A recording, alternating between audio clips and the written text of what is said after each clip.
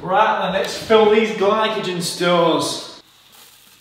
Yeah, your last vlog was good, wasn't it? Hi guys, it's Sting.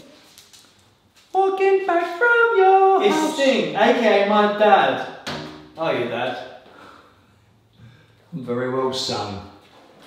He's in Macbeth's, give him the details, we'll come and watch David it. Tennant Jumbo at the Harold Pinter Theatre from, well, it's opened this week, October the 1st to December the 14th. There you There go. are day seats, and yes, you see people queuing up outside about 10 o'clock in the morning because it's sold out. But, you know, drop per TM side was the line, I might be able to do you a deal. 50 quid tickets for 90 quid. There you go. We've got Macbeth going on, we've got some sprint triathlon action going on, so a couple of days out now, and time to get a bit of food in. So not like a huge necessity to go for a carb load with like a sprint due to the time length of it, but taking into consideration that I've been dieting for the last few months and my stores are probably pretty low, like circa 200, 250 carb per day. So I'm going to load up a little bit today and we'll take you through the day.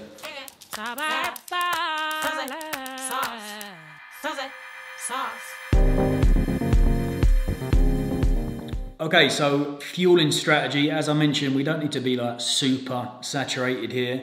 So when we're looking at calculations, to fully maximize, if we maybe had like a marathon this weekend, then probably push in like a 10 to 12 gram carb per kilo of body weight for a couple of days. You know, we can easily look at this next 48-hour window and go, we don't have to go too aggressive. So for today, using between 8 to 10 grams of carb per kilo. For today, we'll go 10, and then for tomorrow, around about 8-ish. So today, circa 800 grams of carbs, which would be nice. Tomorrow, about 600, and then on the day of the event, because it's an early morning, probably look to get in about 100 grams of carbs, and of that 100 grams of carbs, try and push fructose a little higher. So yeah, had some rice pudding, which is what I'm going to probably have on the day. So just again, when you are looking at fueling strategies, try to incorporate foods that will be consumed in alignment with what you'll be doing on that given day of the event, race, whatever it is you're doing, marathon, Ironman. But yeah, the time is now 20 past 12. Had some rice pudding early on, bit of life admin, car wash, sunbed, and haircut. The trifecta was achieved today. So gonna have some food now, head into the gym in a couple of hours, just for a little bit of movement. You know, if it's not lifting you're doing, then most certainly keep steps nice and high. Circulate some of that food that you're using as opposed to just sitting there and eating it. So we'll have a big pre-workout carb meal now, a little bit of protein in there as well. Protein and fats tend to drop in a little bit, but again, when we're looking at the individual, in my case, I've been dieting.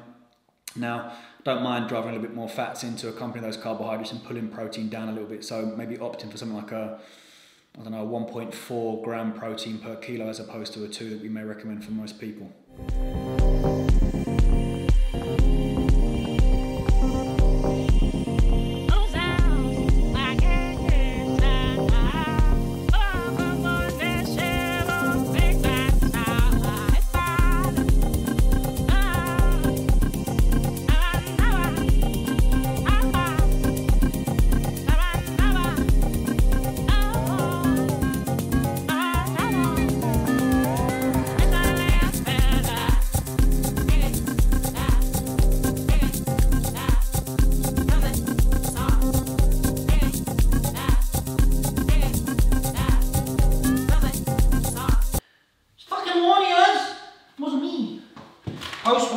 Post workout. This is giving.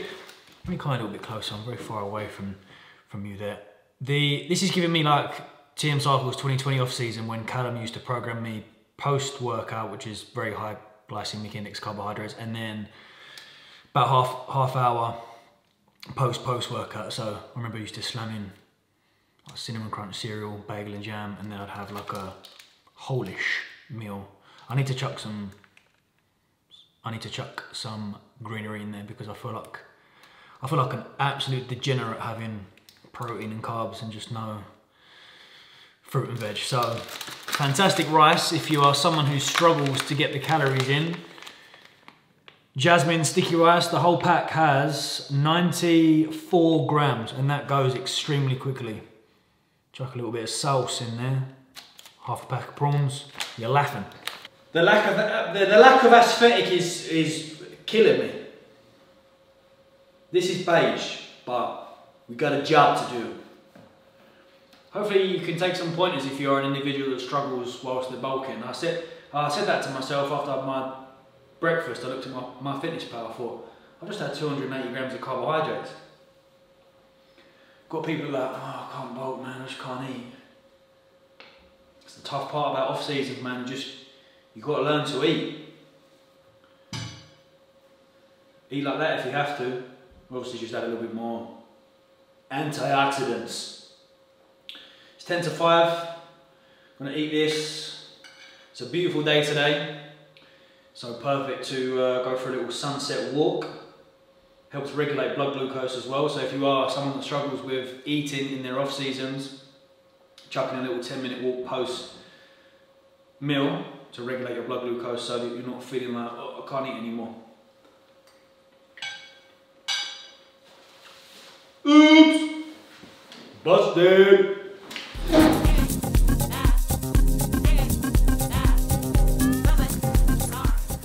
Haven't quite rid of the Jeffrey Dahmer feeling when I walk through a woods on my own just yet.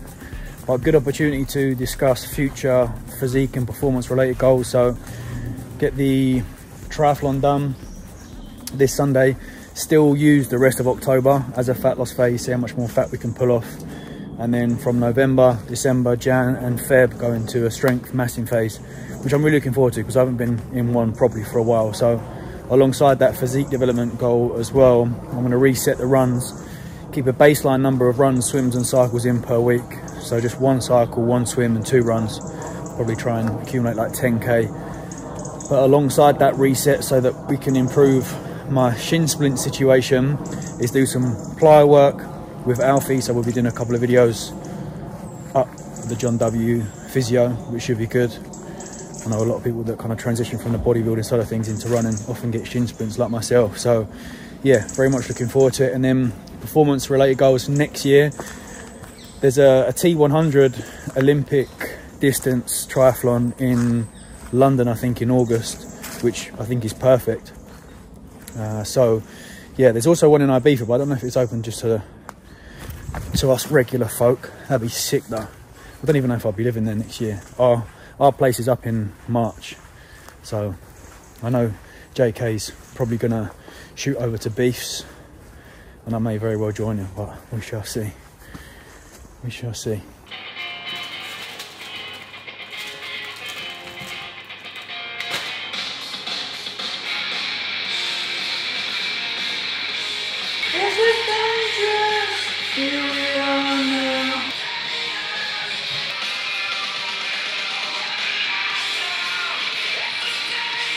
Right, sharp.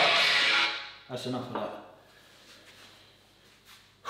100. I'm full up. I feel full up now, but I'm alright. 150 grams of pasta with the remaining pack of prawns and some sun-dried tomato pesto. What have we got next? I think we have 80 grams more Cocoa Pops, 2 Rice Krispie Square bars, and a bagel.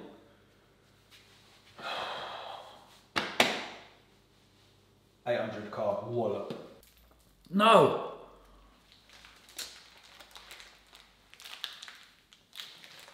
Post dinner,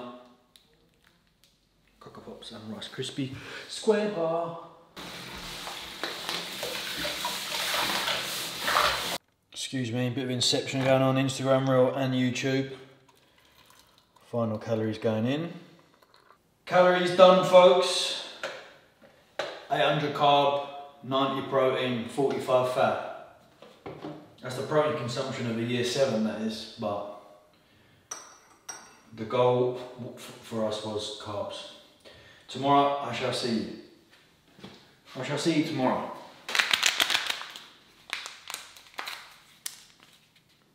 Goated flavour. March on, sour watermelon. Muy bueno. Right then, one day to go, one day out. It's always a very good idea to have like a mock pre-race fueling intake just to see how you do respond. So today I've got a very, very short session. It's just a little bit of time in the pool, like 1 interval in the pool, 1 interval on the bike, and then like a 1k run at a 4:20 pace. Like that's just all we're doing today. but that gives me a good opportunity to have what I'm going to be having tomorrow, an hour and a half to 2 hours before the race anyway. So tomorrow, because it's an early race, I'm more than likely just have my rice pudding, a Rice Krispie square bar, a little bit of fructose from the Naked Greens machine, and about 1 litre of water with my electrolytes. So the time is now 5 to 9. I'm going to go and train in about 2 hours time to replicate what I'll be doing tomorrow. So race day for me starts at 8:30 in the pool, so I ideally want to be eating about 6:30 tomorrow. I feel like I don't want to eat this, do you know what I mean? I've got about 600 carb today, but we'll see how we get on. I do feel very full from yesterday, going from like 250 carbs to like 800. That was quite heavy towards the end. Right then, how times have changed. Gone from posing in fake tan on a bodybuilding stage to our first triathlon. So now all the gear is in front of us, there's a good opportunity to run through it. We'll start in the pool, because that's where the event starts, 400 meters in the pool. The original plan was to wear a wetsuit and a tri-suit underneath, but it's 400 meters. To take into consideration time restraint with having to take the wetsuit off, there's no real point. Plus the pool's going to be quite hot as well. So we're just wearing a tri-suit. Picked up the Hube Pinnacle tri-suit. Grabbed this from a company called My Triathlon. It was a little bit cheaper, I think. But gave this a test run in the pool, on the bike, and out on a run, and was absolutely fine, no issue at all. A little bit less padding on the ass. Not as padded as my regular cycling gear that I use, but it's only 20 odd K on the bike, so I should probably wrap that up fairly quickly, I hope. Also in the pool, some goggles.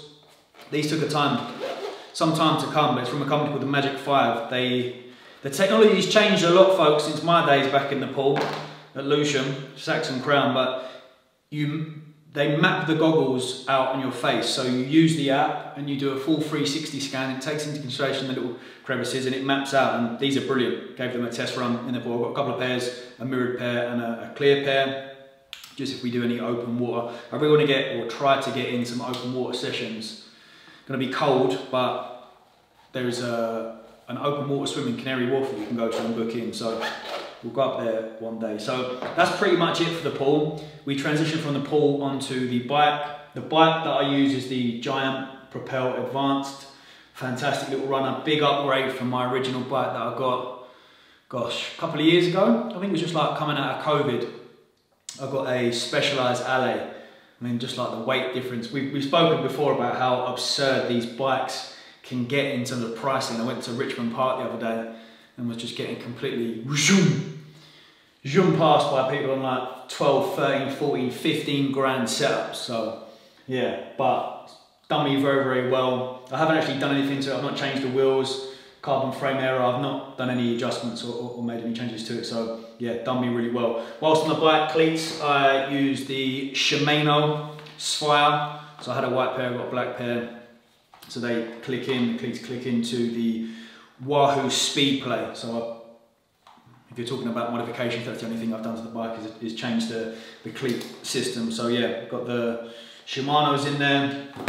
On the bike, obviously we have the tri-suit anyway, so I don't have to worry about that. Got a Garmin Edge. I don't have a power meter on this bike. I would like to get one just so I know what sort of watts I'm doing, but do you really need to know how many watts you're doing? Maybe it's a good metric to have in the arsenal, but I will just be using the Garmin Edge. The clicks on the front here so I can understand speed. I will be tracking all of my heart rate in the pool, on the bike, and the run as well, using my Garmin Fenix 8. So I upgraded that a couple of weeks ago. Fantastic. Big improvement from the Fenix 6 that I've been running for about 4 years, I think. 3 or 4 years I've had that. So that'll be consistent. They've actually got a triathlon mode on the watch, so it will take into consideration getting out into the pool, onto the bike, and on the run as well. So I'll be paying very close attention to that when I do start my run. I'm hoping I can try and get like a 5 minute per K pace. That's like my objective. Who knows on the day, it may be completely different on the day, adrenaline, sleep, food, recovery, taper, but my 5K PB is about a 24:30, I think, which was just fresh, and I was pretty much beaten up after it. So you've got to take into consideration what we've been doing before. So when you are looking at like your running portion of a triathlon, you have to take into consideration it's not you just going into that 5K fresh. Maybe a different story if this weekend I was just doing a 5K. I'd probably maybe beat that. I got very close to it the other day, but I'll be tracking my Ks on that. In terms of sunglasses, I'll just be banging these for the cycle and the run. I have got a running pair, but these are the Prism ones from Oakley. Should be okay. I'm not going to be doing any crazy stuff with my head on the runs, but yeah, that'll just stay nice and consistent. Forgot the swim cap. Phew! Swim cap will be obviously just used for the swimming. And then we've got the Abus air breaker for the helmet on the bike. And then once we transition from the bike onto the run, the only difference, shoes off and into the Alpha Flies. I got these just before my winter 10K. Was that this year or was that last year? I've been this year. Got my 10K PB there, but yeah, carbon plated, very foamy, very springy. These are the only shoes that I wear and I don't get any ankle pain in, or sorry, shin splint pain in. So yeah, very much looking forward to it. Like I said, the work has been done. I have not practiced any transitions. They tell you to practice your transition from like swim to bike to run. Not done any of that, so one thing we can improve on the next time we do prep. But my original goal was for the London Triathlon, but that got cancelled, and then I was like, I'm in a training block, what can I do? And the only thing that was on that site was this last try in Lydney, so I thought, let's get back in the pool for a few weeks. It's only been about 3 weeks since being back in the pool properly, or since I got back from Ibiza actually. So I've not had like a full-on training block for the triathlon, so that's something I'm really looking forward to next year, whatever we decide. If it's the T100 Olympic distance tri, that looks really cool. In London there's one in Ibiza as well, but looking forward to, as I mentioned when we was in the woods, looking forward to putting a bit of work in this winter and then planning out 2025. So I will leave things there, ladies and gents. Hope you've enjoyed the video. I have a little debrief. No cameras allowed at the event, so Josh is coming with me, so if you can get a couple of clips, then obviously we'll upload them. But yeah, over and out from me. Triathlon time. See you very soon. Thank you, good night, and much love.